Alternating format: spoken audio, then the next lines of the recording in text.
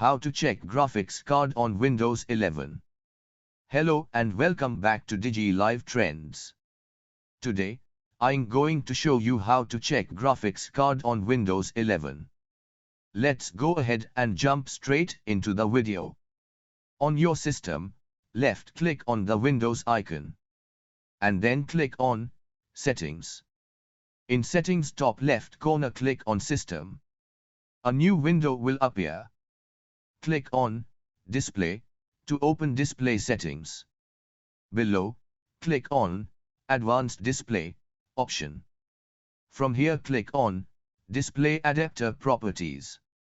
A new window with details about your graphics card will open. Your graphics card's name can be found under Adapter Type. So that's how to check graphics card on Windows 11. So guys, if you enjoyed this video, please hit like and subscribe to our channel. Thank you for watching. See you soon in the next one. Take care. Bye bye.